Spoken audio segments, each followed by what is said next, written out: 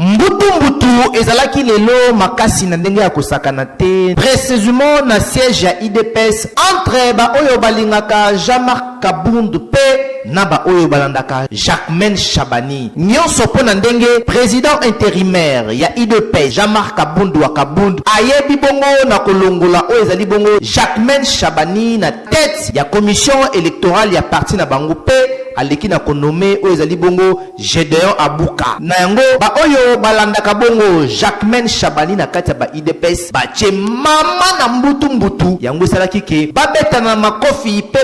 basala désordre na ba oyo balandaka bongo Jean-Marc Kabundu wa Kabundu parti ya IDPS lelo epelaki moto na ndenge ya kosakana te po bato ya ngambu na ngambu batumbaki bapine po mutu nyonso azali koluka pe azali kotala intérêt na ye kasi ba oyo bazalaka nsima ya Jacquemaine Chabani balobi trop c'est trop Jean-Marc Kabundu wa Kabundu alekisi ye akoki jamais kolongola bato na tête ya parti ya IDPS po azali président intérimaire donc azali ko violer ba texte ya parti oyo azali kosala ezali normal ata mokete na yango kutu balobi bako porter plainte na justice po oyo azali kosala ezali na libanda ya ba texte ya IDPS kasi lokola mbutu yango ezalaki makasi bondimela ngai ke la police akitaki pona koluka kokota kimia après mbutu yango owapi kutu ba gaz lacrymogène ebetamaki nde kimia ekotaki pe kutu mutu asimaki nzela na ye mais batu oyo bazalaka na sima ya Jacquemaine Chabani balobi Jean-Marc Kabundu ayebaka déjà lokola a violé ba texte ya parti bako poursuivre ye na justice pe baleka na congrès po baluka la kocha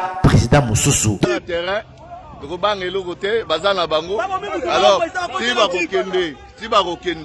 alors mutu akobanga pe azate tozo réclamer droit na biso tozo réclamer ba valeur parti eza ya biso parti eza ya Kabuya te parti eza ya Jean-Marc te alors tozo banga pe te soki bakoboma baboma biso est-ce que c'est normal parti présidentiel tokobanga eloko te tozali na terrain tozana bango tokobanga te eza nango makambo biso combattant du progrès tozo sunga chef de l'état mais batu bazo boma chef de l'état eza ba oyo bazana ndaku oyo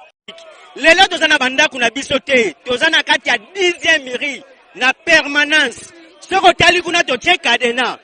ya liboso finga biso ba illettré ya mibala ya kofinga biso tolie bambua na tongo seje mobimba komi kolongela biso ba 20 pona kobunda lelo parti IDPS eza sundenge ezalaka te parti ekomi système ya ba fan club soki tozo revendiquer lobby bambutamutu ya badi progrès bakendaki tikuna 500 personnes déjà batiaba na misala mais ata mutu moko ya di progrès ni combattant azate ndako oyo na 2000 ya yebi ndenge ezalaki te eloko tokosenga ne lelo ndenge totia kadena wana kuna na kati okokota asala démission na ye dossier oyo bato bazali kotalela pe bazali kaka kojimele na niope na musika